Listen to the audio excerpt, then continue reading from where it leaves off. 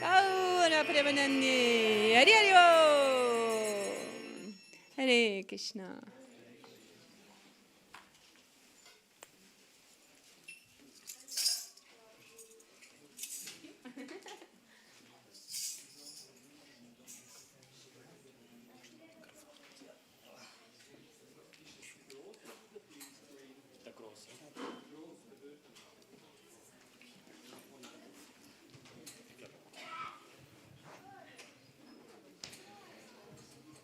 Hare Krishna. Liebe Gäste, liebe Devotees, ein sehr schönes Willkommen zu unserem Sonntagsprogramm. Hare Krishna, dear guests, a very warm welcome to our Sunday program. Is someone here for the first time? Welcome to you also. Our Sunday program, our schedule is as follows. We will now have a talk on some Krishna consciousness topic. At 5 o'clock there will be a vegetarian feast. At 6:15 a guided mantra meditation. At 7 o'clock a temple ceremony, and from 8 o'clock onwards we will have more kirtan, more singing of mantras.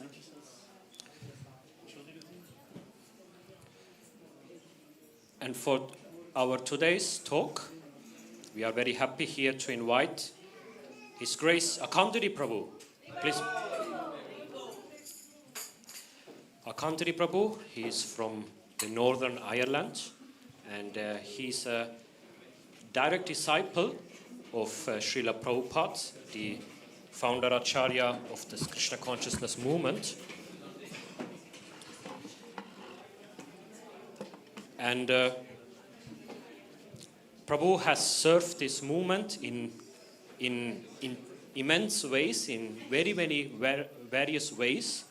Just to mention few, Prabhu has been managing or being the temple president of the Bhaktivedanta Manor, the biggest Krishna conscious community in Europe. Prabhu has been part of the Temple of Vedic Planetarium, of making the designs for that temple. Prabhu has been active in different projects for rural communities, farm communities, for retreat centers, etc. Prabhu has also been active in the BBC radio and talking there on Krishna consciousness wisdom. And especially, which I really liked Prabhu's contribution, is bringing Vedanta to the modern academia, to the modern science world, the topic of consciousness in the light of Vedanta. And today, Prabhu, he expressed his desire to share some thoughts on Srila Prabhupada, the founder Acharya of this movement, because yesterday it was an anniversary of Prabhupada's disappearance day, 48 years anniversary, and so today Prabhu wished to speak something more on him. And before we continue, two questions. Braucht jemand eine deutsche Übersetzung? And secondly, may I request you all to sit closer? Please come forward and use all this space here. Wish you a good Sunday. Hare Krishna.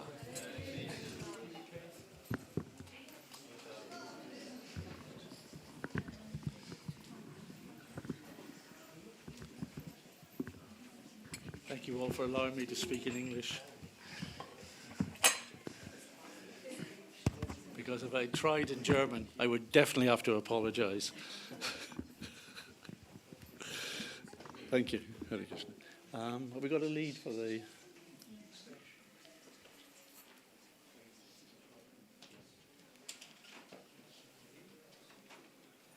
Have we got a HDMI lead, please?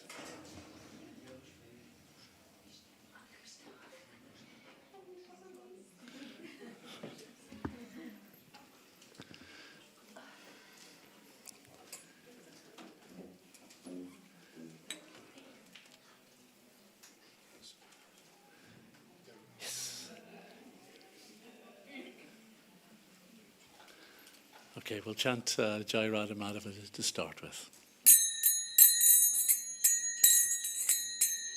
Jai Radha Madhava Kunja Bihari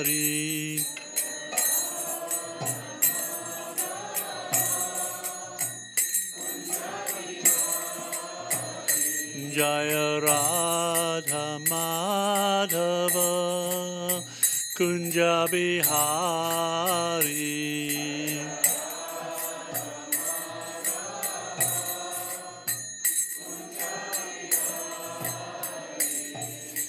Gopi Jana Vallabha Girivaradari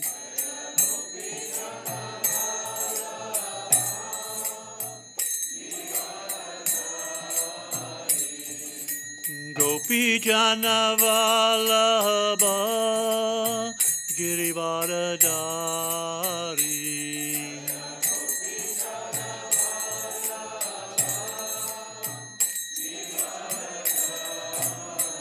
Yashoda Nandana Braja Janaranjana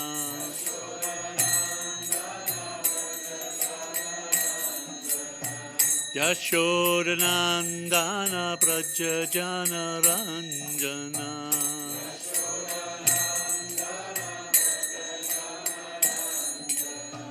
Yamuna Tira Vanachari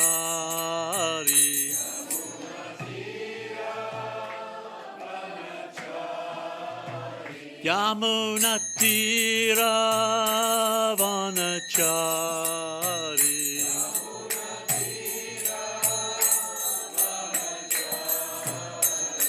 Jaya Radha Madhava Kunja Bihari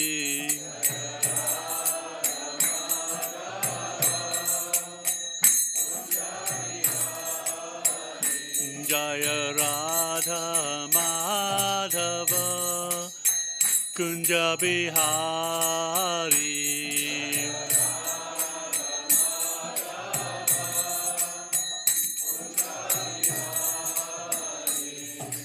Gopi Jana Vallabha Girivaradari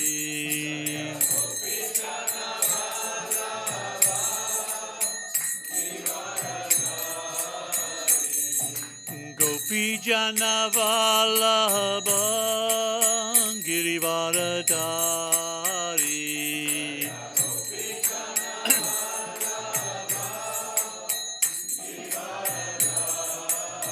Yashoda Nandana Braja Janaranjana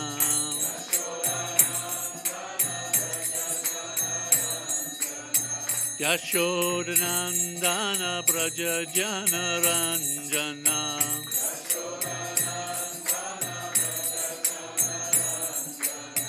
Yamuna Tira Vanachari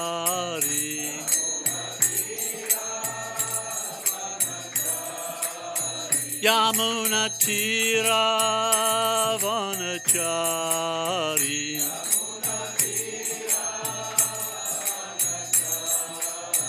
Jaya Radha Madhava Kunja Bihari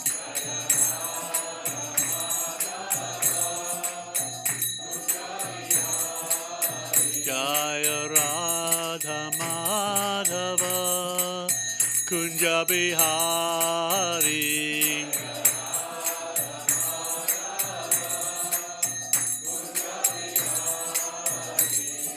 Gopi Jana Vallabha Girivaradari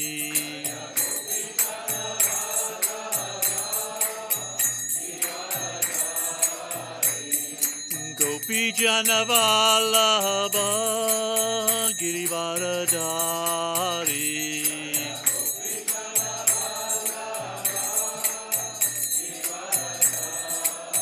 Yashoda Nandana Braja Janaranjana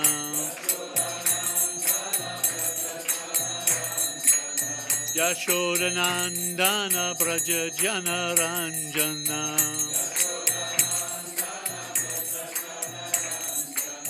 Yamuna Tira Vanachari Yamuna Tira Vanachari Jaya Radha Madhava Kunja Bihari.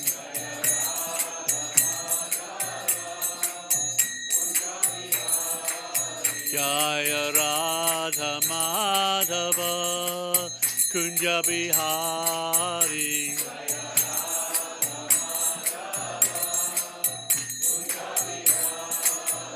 Nitai Gora Hari Bol, Hari Bol, Hari Bol, Hari Bol.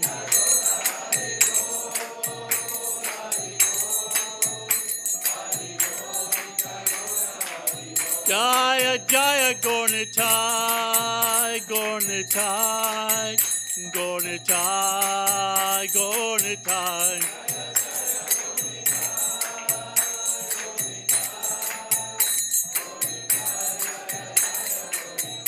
Jaya Jagannath, Jaya Jagannath, Jaya Baladev, Jaya Subhadra.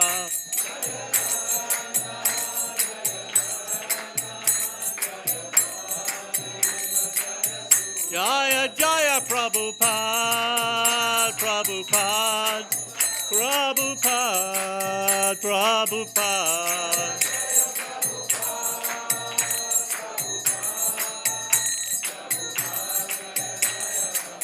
Jaya Jaya Prabhupada, Prabhupada, Prabhupada, Prabhupada.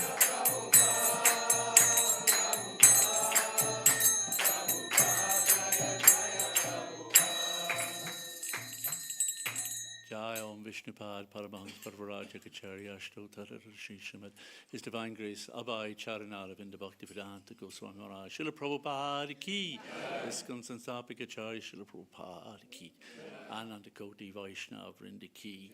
All glories to all the assembled devotees. All glories to Sri Guru and Sri Gauranga. All glories to Srila Prabhupada.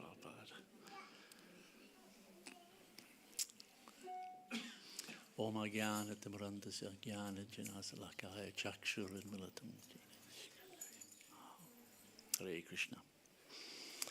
So today we thought we would speak a little about Srila Prabhupada. Now, for those maybe coming in connection with Diwali, that might seem strange. Maybe we should be talking more about Diwali, but we've had quite a nice celebration all week for Diwali and then Anukut, Govardhan Puja.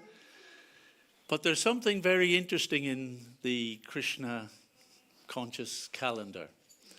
And that is that in connection with our major festivals, like Janmashtami and Diwali,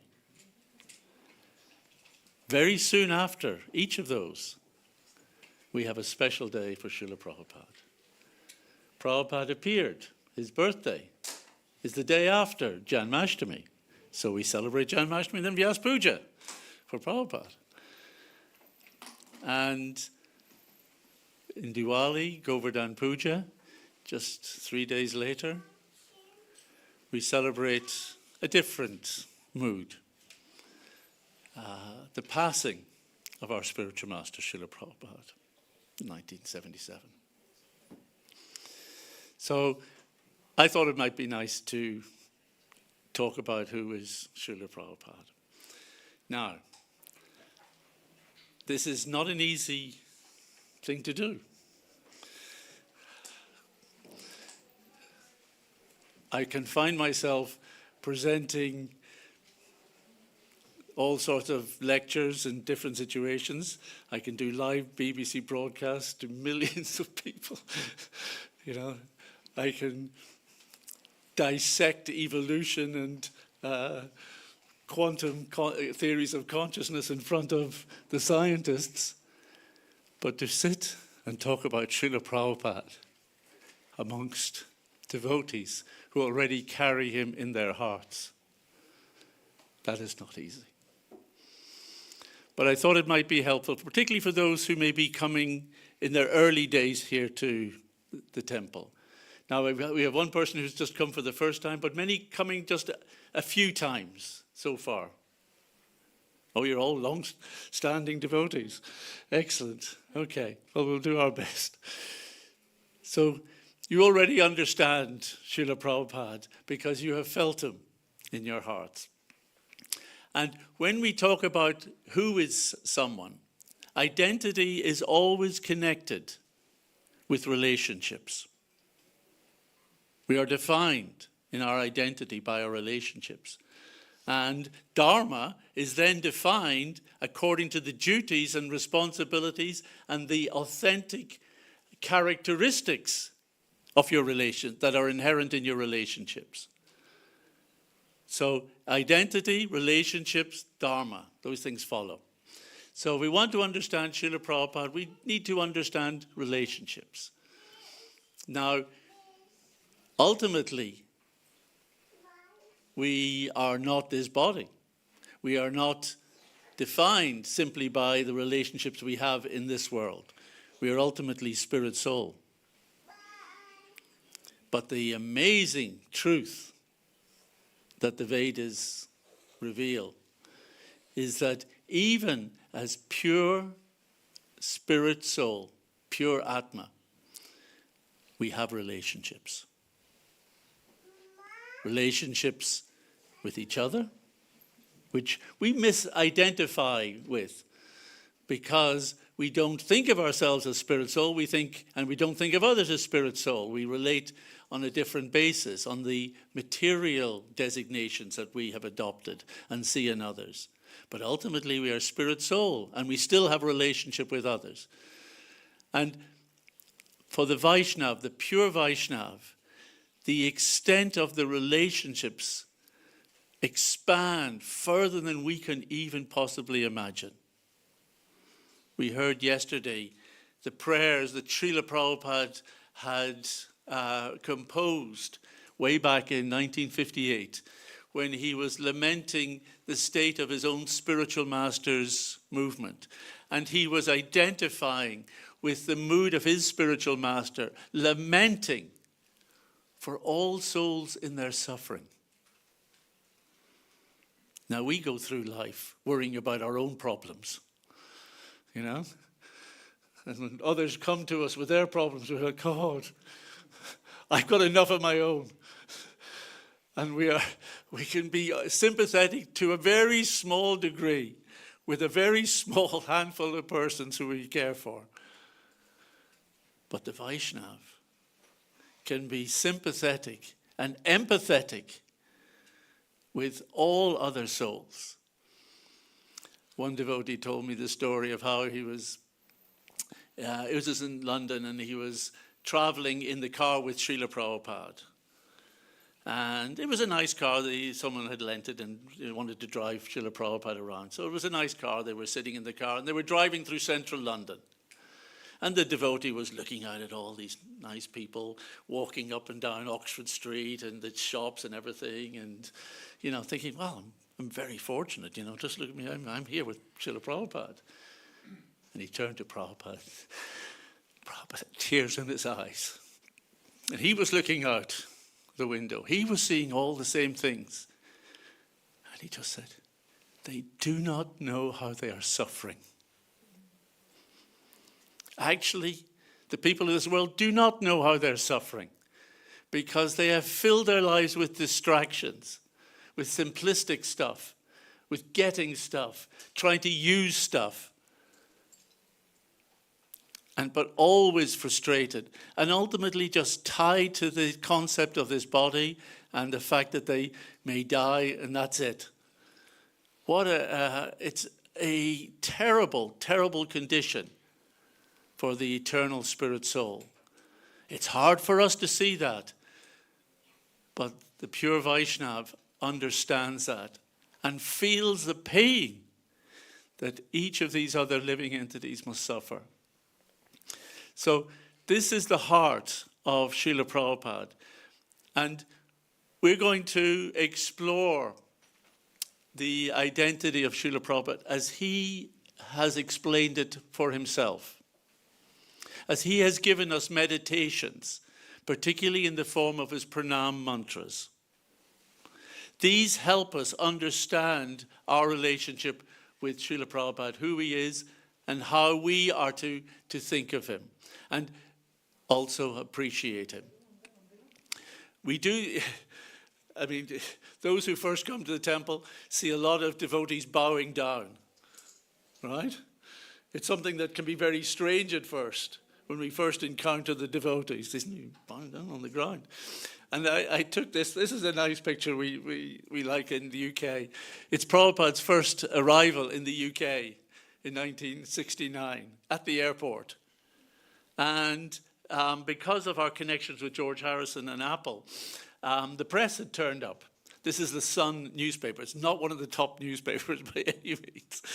But they got this photograph, and they obviously thought it was really cute to take pictures of all the devotees paying their obeisances to Srila Prabhupada. I'm wondering, what the heck is going on? This is a very strange cult we now have. But Prabhupada has arrived. This is the September 69. Actually, very significant month, because this month is when the Hare Krishna mantra got into the top of the Pops charts.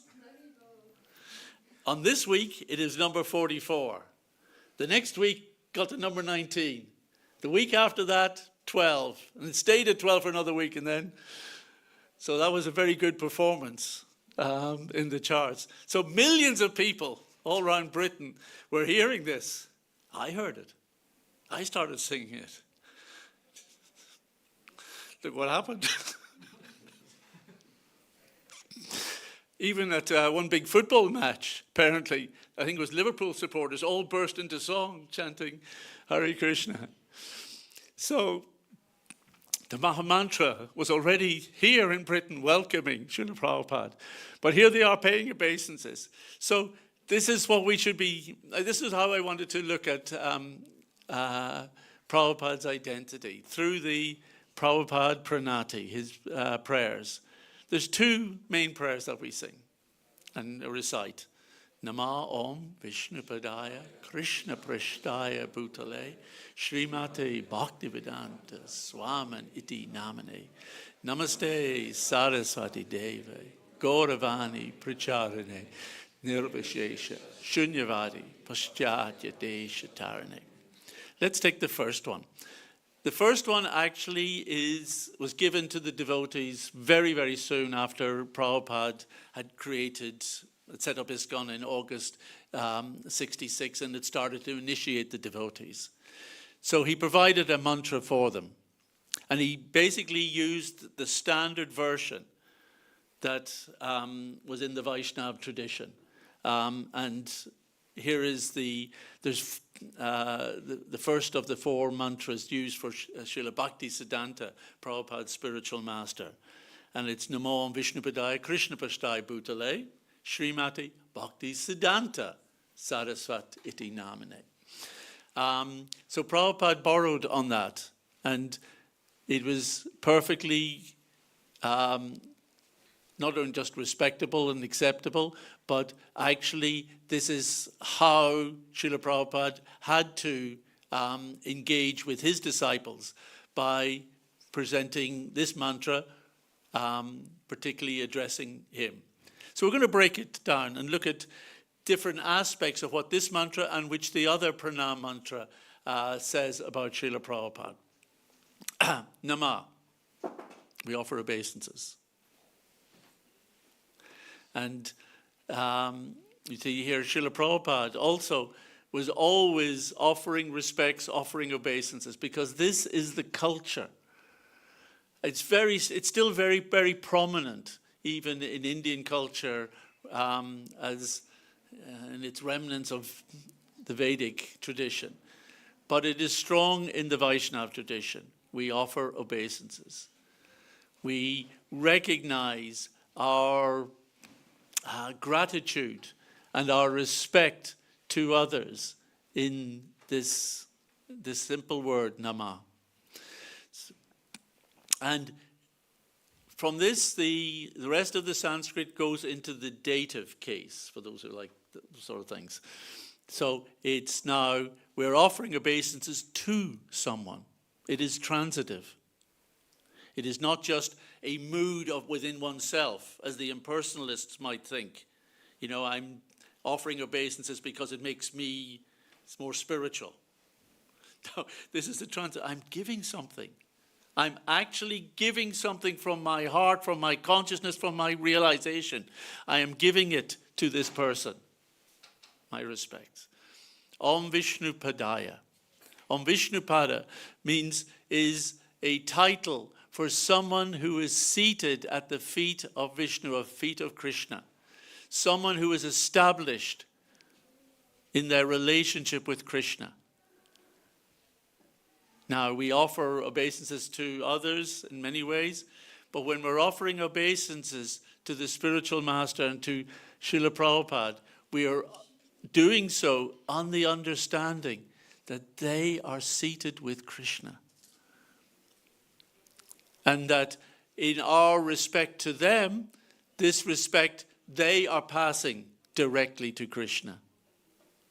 And that is connecting us through the spiritual master to Krishna.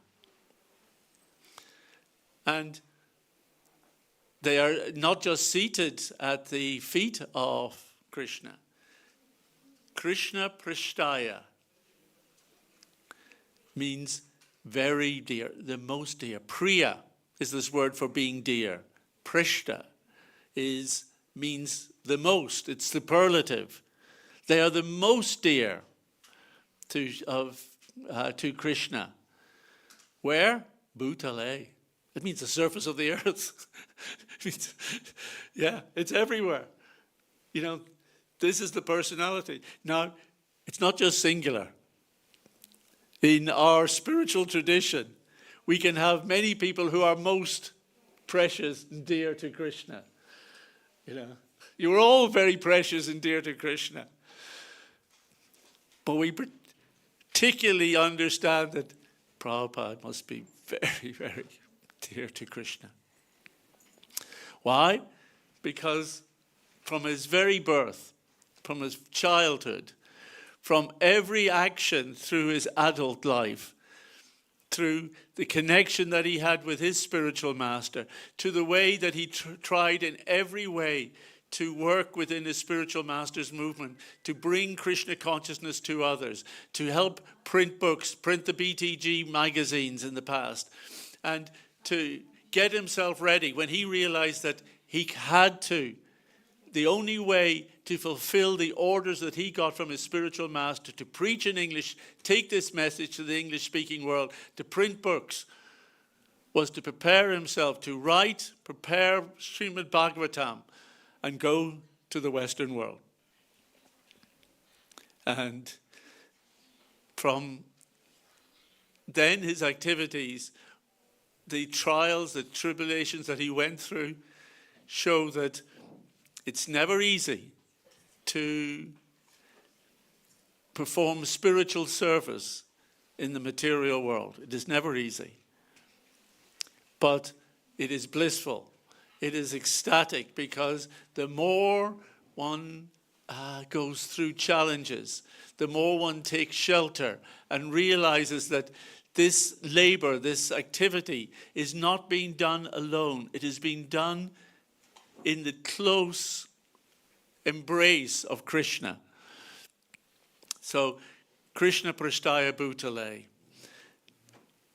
If anyone ever deserves this description of being the most dear to Krishna on the surface of the earth, Srila Prabhupada certainly. Srimati. This is an address, again in the dative, to one who is venerable. And Prabhupada is venerable because of his relationship with Krishna. He never accepted that he was special in and of himself. And I think this makes a big difference between many persons who try to present themselves as leaders, as intellects, as gurus, as people who should be acknowledged and worshipped in this world. They're doing it to gather that for themselves. It's a materialistic tendency. We all have it to some degree. But with Prabhupada, it's pure transmission. We say transparent via media. That's transparent in that he's passing down Krishna's message to us, and he's taking any veneration, any respect and honor that we are passing up, straight to Krishna. And therefore, such a devotee can carry the burden of so many devotees, so much responsibility of their spiritual organization. And then we identify in this pranam mantra, who is this referring to? Who is this person? Who is Krishna Prashtaya? Who is Om Vishnupad? And it is Bhaktivedanta Swamin iti namine. So we are thus offering our obeisances to that person who is named Bhaktivedanta Swami. Prabhupada got the name Bhaktivedanta very early. The Gaudiya Math recognized here was a very amazing realized scholar.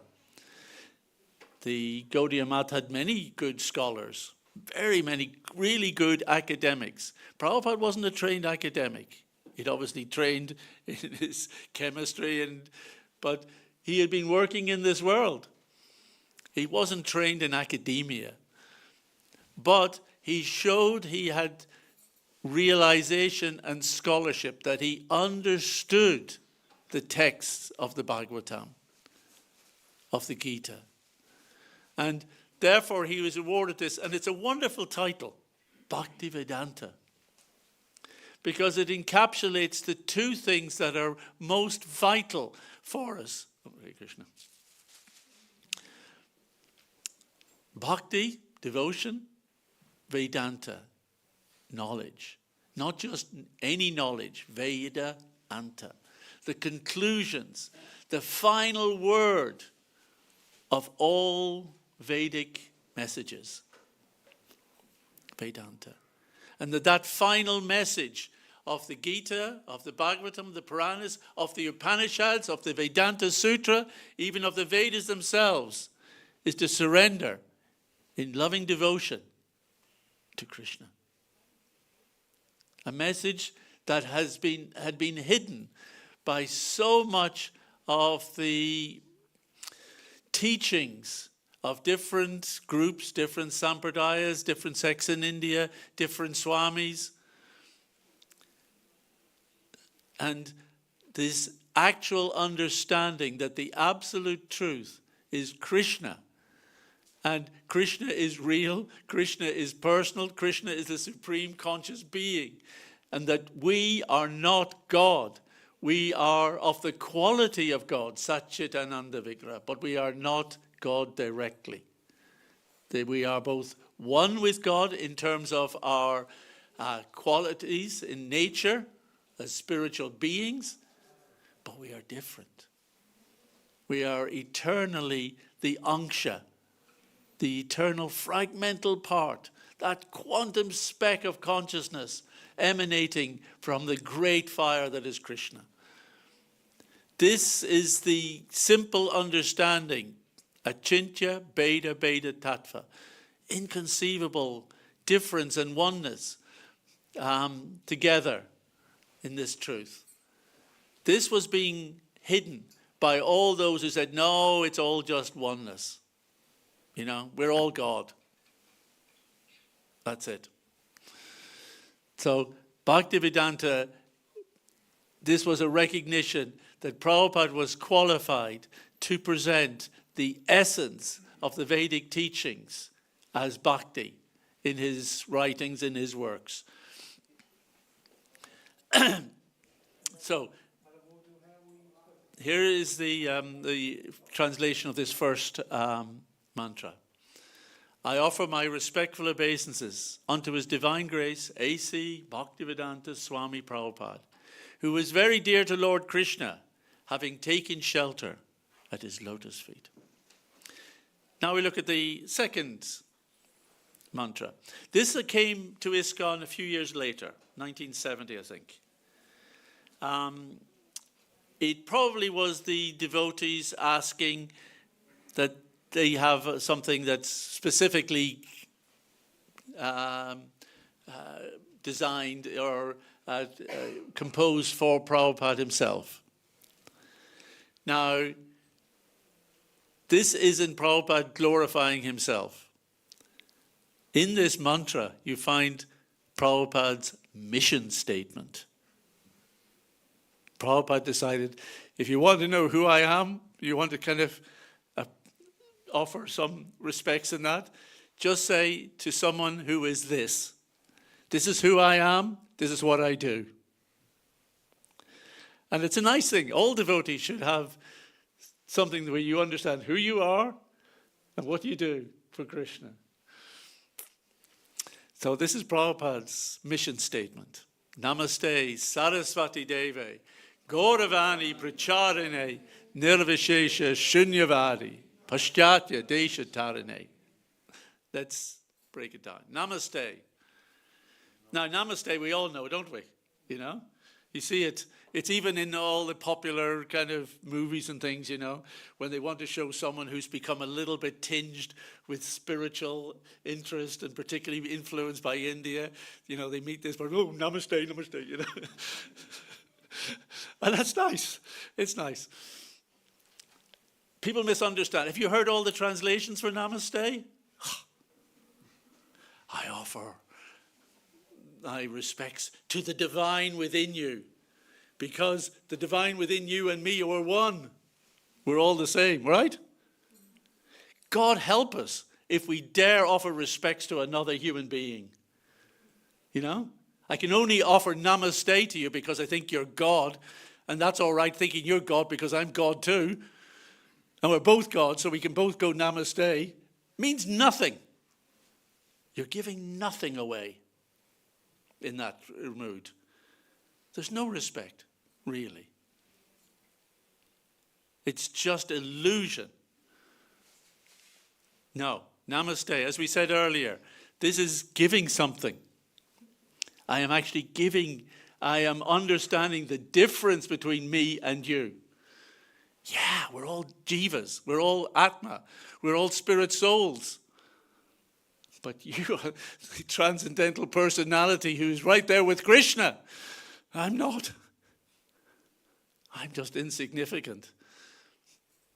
But in following your pranams, and actually if I understand who you think you are presenting yourself in a way that is a path that we can follow. That's the amazing thing. Prabhupada is not offering a mantra here that is so beyond us. He's saying you can follow this. This is the process. This is the agenda if you want to be my devotee. So namaste. I offer my respects to you, Te. Who is that person? Saraswati Devi. Saraswati refers not to the goddess of learning, but to Bhaktisiddhanta Saraswati Thakur, Prabhupada's spiritual master. Saraswati, again, this is dative. I am offering to that person. And Devi is the dative of Deva. So and Prabhupada, I think it was Pradyumna who was trying to craft this with Prabhupada's guidance. And he had written Devo. And Prabhupada said, no, I want Devi. Because Devi relates to Saraswati. So make it Saraswati Devi. Prabhupada says, you could have Devam. That would also be grammatically correct, but I prefer Deva. Devi. So Saraswati Devi. So I'm offering respects to you who are the servant of Bhaktisiddhanta Saraswati. The servant of your spiritual master. That's the important bit. We are offering obeisances to Prabhupada, who isn't even claiming his relationship with Krishna here. He's claiming his relationship with his spiritual master. and that everything he is doing is on the basis of his instruction and guidance from his spiritual master, and just trying to please his spiritual master. That's all that's in his mind. And what are we trying to do within that? Gauravani Pracharine. Gaura is Lord Chaitanya. Vani, the instructions. So Gauravani means the instructions of Lord Chaitanya. Pracharine, to one who is, prachar usually most Indian kind of folk will translate that in Hindi as preaching. And it's a nice word. Char is the word to go, to proceed. And pra is like, it's to go forth. It actually translates very nicely as outreach. But it's to propagate, to promote, to take something and spread it broadly. That's prachar. And what are we taking? Gauravani, the instructions of Lord Chaitanya.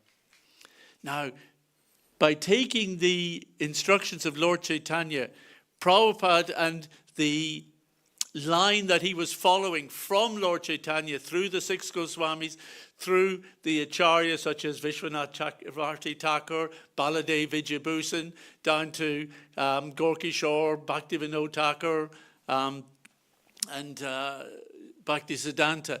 Through them, these instructions have been developed so that it is the Gaudiya Vaishnav line that we are following from Lord Chaitanya through to Prabhupada is giving something even more special than just what Vedanta and the Vedas are explaining. Because Lord Chaitanya's instructions were that he explained how Krishna has come 5,000 years ago. He has revealed the spiritual world through his pastimes. These are recorded in the Puranas, in the Bhagavatam particularly. They're available to us. We can understand them all.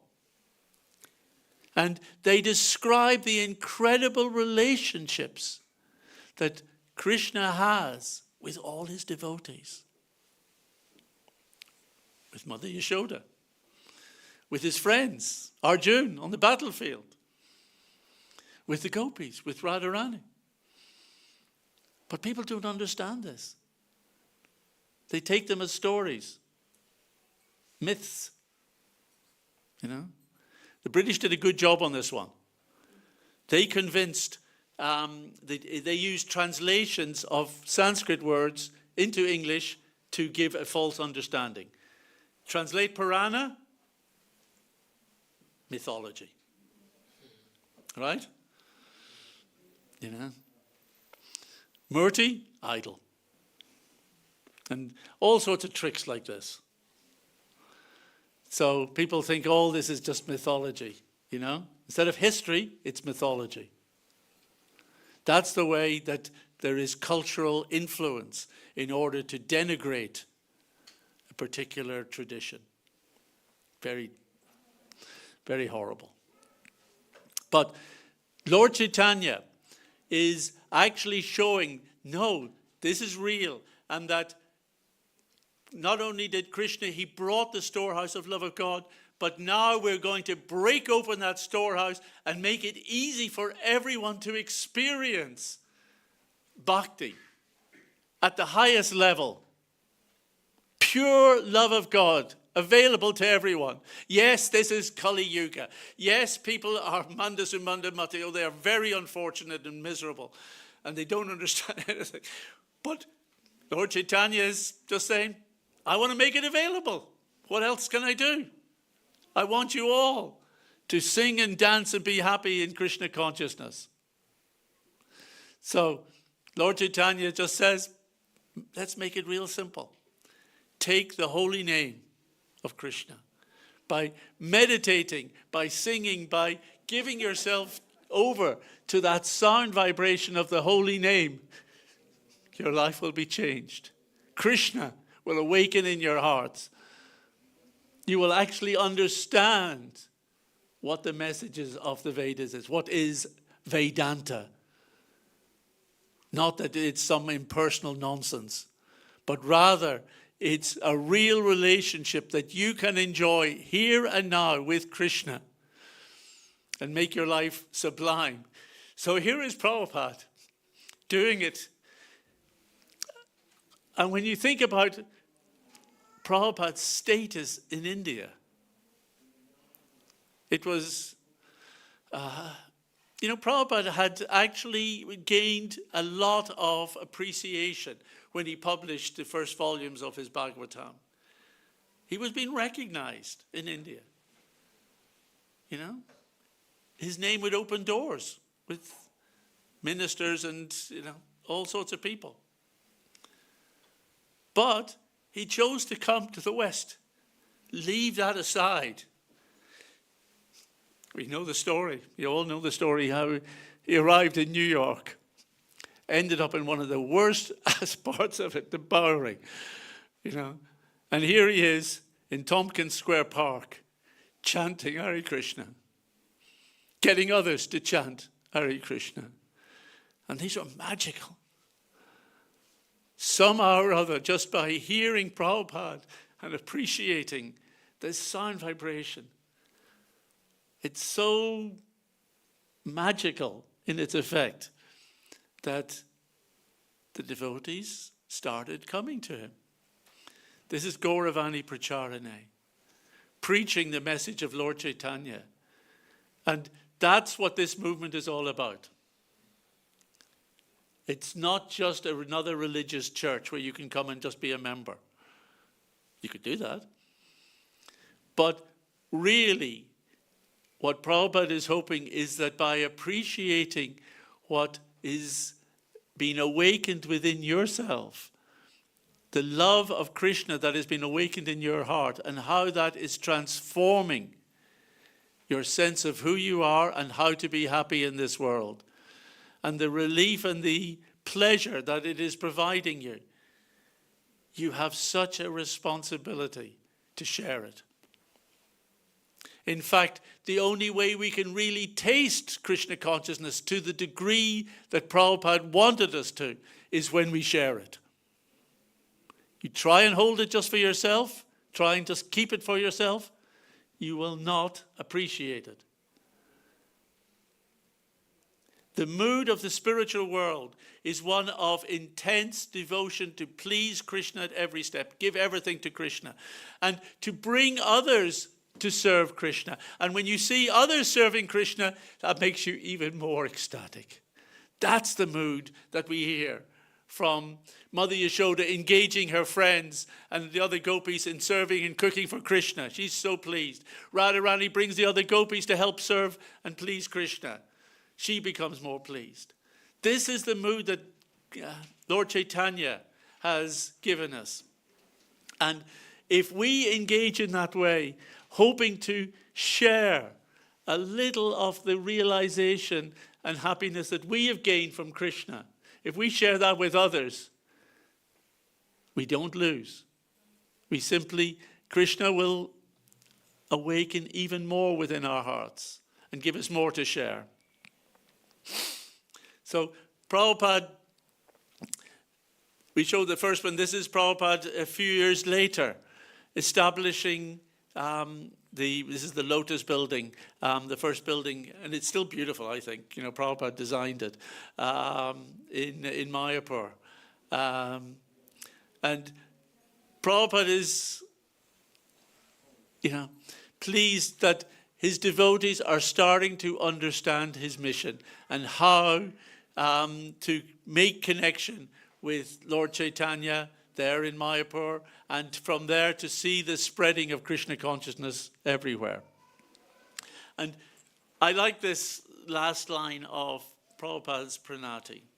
Nirvishesha Shunyavadi.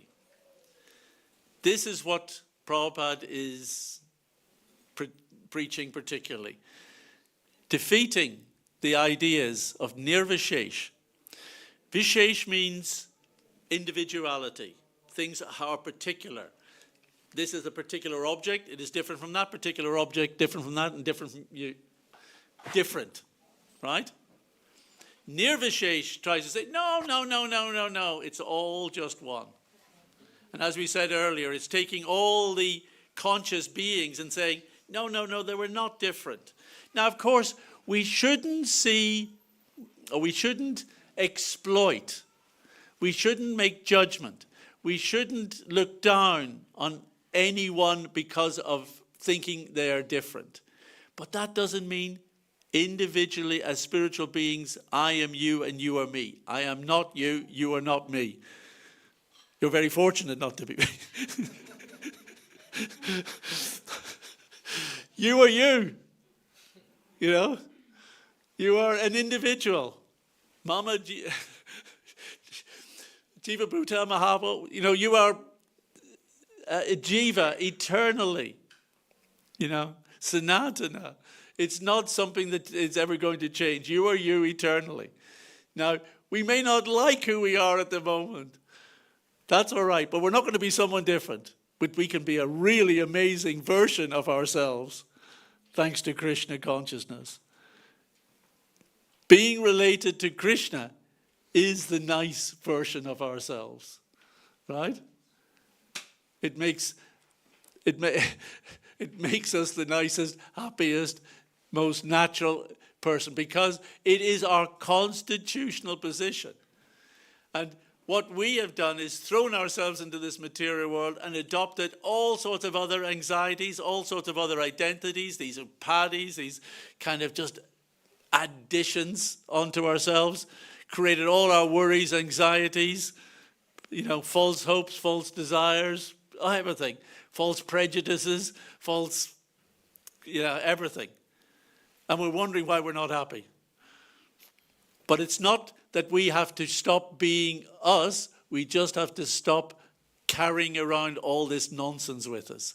And that is done in the shedding process of Krishna consciousness. So then we become the real individual that we are. And we start to appreciate others as the real individuals they are. And we'll start to treat others properly as the real individuals they are.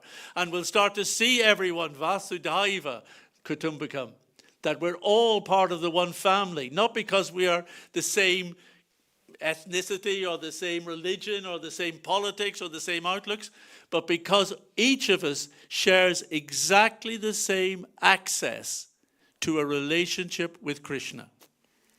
Every living being shares exactly the same access to having a pure, loving relationship with the Supreme. We are all entities emanating from the Supreme. We are not the Supreme itself. So that is the Nirvishesha aspect that Prabhupada is preaching against and giving us the pure understanding. So, Shunyavadi. Shunyavad is another type of philosophical misunderstanding. And it is prominent in this idea that ultimately everything comes out of nothing, and really everything is nothingness, and everything should return to nothingness. You know? And that's a philosophy. It's sometimes connected with some versions of Buddhism, not all. And it is certainly prominent in the physicalist ideas often presented in modern science. So Shunyavad is another type of misunderstanding of who we are and what reality is. Now, we've got a very nice Rangoli design here. And when we go later, we must be careful not to disturb because it's been very nicely done, I think, by the ladies this morning. This is very interesting. This is a good example of what in the Bhagavatam uses. It gives a metaphor for explaining how to defeat Shunyavad.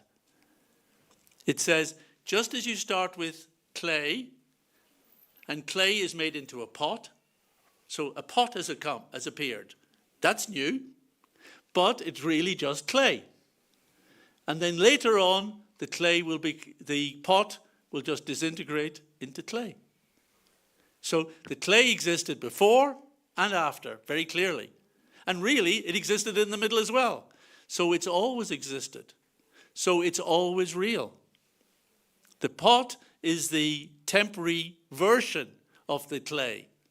So similarly with the rangoli. It's just made with all these beautiful little kind of powders, different colors. And you put them together and a beautiful picture emerges. But before it was powders, and unfortunately, at some point later when the devotees come to clean the temple, it will return to being powder. But that doesn't mean the world is unreal and that things come from nothing. No, they come from something that is real. The powders are real, but they can be made into the forms that we see in this world. And then that's real, and then it disintegrates, but that's still real. The ingredients, the arrangements that create this world are always real. And therefore the world itself can be considered real, even though it is temporary. So that's the argument against Shunyavad. And then finally, Paschatya Desha Tarane. Paschya is west. Paschatya Desha means the Western world. So Prabhupada had asked for this specifically in this mantra. Again, Tarane, it's unto you who are delivering. You can say saving those of the Western world. You know, particularly which, and we sometimes say, Nirvishesha Shunyavadi Paschatya Desha, that the Western worlds which are infested with Nirvishesha and Shunyavad. But it's not that India isn't infested with Nirvishesha and Shunyavad. It is definitely as strong there as anywhere. Everywhere. It's the Nirvishesha Shunyavadi. That's the natural tendency of souls who do not want to surrender to God, who do not want there to be a God. And if there is something that is supreme, let it be me. You know, that's the thing. So Prabhupada's mission, and we should not forget this, Paschatya Desha Tarane. He came to the West. His mission was to preach in English. His mission was to reach the areas beyond India. This is not the Hindu culture for India, Krishna consciousness. People will categorize us as Hindu. I remember meeting a professor in Cambridge. We did a program with Julius Lipner, and we explained all this nice thing about how Krishna consciousness is beyond Hinduism in one sense, you know. And he said, yeah, okay. So I'll go back to my friends in Cambridge and tell them that all those Hindus are saying that they're not Hindus. Because they want to categorize like that. But actually he was wrong. We are not to be categorized in one box or as this religion and not that religion and not that one. No, we are Vaishnavas. And the Vaishnav is the person who understands that the Vedic message is eternal, universal, it is for everyone, and has to be made equally available to everyone. And this becomes the challenge of our ISKCON movement. We are expanding incredibly well in India. Amazing things are happening there. And in many places we are having great success and support where there are strongholds of those who have moved from India to take up residence in Europe, in Britain, in America, for instance. And they are supporting and doing incredible things, even as they are doing here. And that's great. But we must never forget that our business is for everyone. And that in all our centers, we have to be, and this is my particular thing, demographically compliant. Now, what do I mean? In this last couple of minutes, demographically compliant. In running a center like this, we have to be compliant for fire regs, for health environmental health, in the kitchen. And I think we should also be demographically compliant. That means that our audience should represent the demographics of our region, of our town, of Zurich. And I think we've done a good job today. We're broadly representing the demographics of our city. And I think that's got to be the challenge for all our centres. Now, we did a study of this in Bhaktivedanta Manor because we felt that our preaching wasn't properly integrated, there wasn't a synergy, everything was just operating independently. And it was very clear that we were attracting one group of audience, one congregation, at the expense of others. So what we did the analysis is that we showed there are two key audiences for the preaching of Krishna consciousness. And we haven't got a good name for each of them, but we tend to call, there are those who have got a background and a familiarity with Vedic culture, with Hindu culture, with Indian culture. They know what to do when they come to a temple. They've been to a temple. They know what happens. They've heard of Bhagavad Gita. They know it's a nice text. They even might respect gurus. They know who Krishna might be. They may not know it as clearly as we would like them to know, but they've heard of Krishna and think that that's all right to come and sing songs to him. They're familiar. So for them, they will have a particular way of relating to Krishna consciousness from the beginning. Then there are those who are non-familiar. They haven't any idea about this. They don't know how to go, what to do when they walk into a temple. They're nervous of offending anyone. Oh, take my shoes. Okay, all right. Now what do I do? I go in here. We give them a flower. They don't, what do I do with it? And it's nerve-wracking for them, actually. And they're very, they're coming because they're sensitive, thoughtful. They don't want to offend. And we have to make it easy for them. We can't have situations where they're walking into a place where everyone else knows what to do and they don't. That's the worst put off. They need to feel, I can feel comfortable here. I found people who I can relate to. I can make friends here. So they don't know anything about Bhagavad Gita. Why should I follow, where's this book coming from? What's it? And why you keep bouncing up and down on the ground? What's all this about? We have to create circumstances to make it easy for the non-familiar audience. And if I think that ISKCON is not achieving that broadly in the Western preaching, it's that point. We are very, very good for the familiar audience. We know what to do. We know how to look after you. We could be doing more. We definitely should be doing more. But we are maybe a little too internal and not caring enough for the non-familiar, not creating enough circumstances in which they can start to interact with Krishna in a way that is easy, is comfortable, is intriguing, is attractive, and allows them to start feeling, yeah, relaxed. I can fit in with this. This is nice. That's the challenge for us in Paschatya Desha Tarane. We are now the servants for Prabhupada in this. I'll finish with one last story.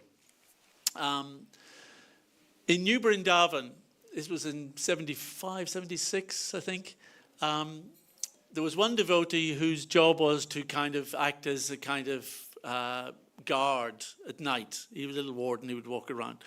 And Prabhupada was staying there, and Prabhupada was in the new palace, and he was sitting up. It was 1, 2 o'clock in the morning. Prabhupada was already at work, translating, the books and working on his dictaphone. And this devotee thought, I'll just have a little peek in to hear Prabhupada translating, because, magical to hear Prabhupada actually speaking the purports that we're going to read later in his books. And Prabhupada heard him outside, so Prabhupada stopped, went out, So you're still up? And the devotee said, yes, my service is there to go around just to look after things. Is there anything I can do for you, Prabhupada? And Prabhupada said, yes. You can go where I cannot. You can go into the future. I am an old man. I may not be there. But you can go. I think that instruction has been passed down to all of us. That we, in this 48 years that have passed since Srila Prabhupada disappeared from our view, we are the ones going into the future. And we need to bring new folk with us into the future so that this movement can continue to grow and achieve this sublime state that is mentioned here. Namaste Saraswati Deve, Gauravani Pracharane, Nirvishesha Shunyavadi Paschatya Desha Tarane. Our respectful obeisances are unto you, O spiritual master, servant of Bhakti Siddhanta Saraswati Goswami. You are kindly preaching the message of Lord Chaitanya Dev and delivering the Western countries, which are filled with voidism, impersonalism and voidism. So, Hare Krishna, Jai Srila Prabhupada. Hare. His Grace, Akhandadi Prabhu ki, Srila Prabhupada ki. Thank you very much, Akhandadi Prabhu. I think probably we cannot express, but probably it's also difficult to realize what a great fortune we have, Prabhupada coming to the West, and I can just see how Prabhupada was eager. I mean, seeing all the suffering of this world, also his disciples like you, to seeing you how you concern about this society and the people, and this is giving us inspiration, and so that we can also move to the future and try to uphold Prabhupada's mission. Thank you very much, Prabhu, for sharing Srila Prabhupada's glories with us. And now, I think because of time, now it's time for prasadam, so we invite you all to take prasadam outside. And see you later. Hare Krishna. Hare Krishna. Jai.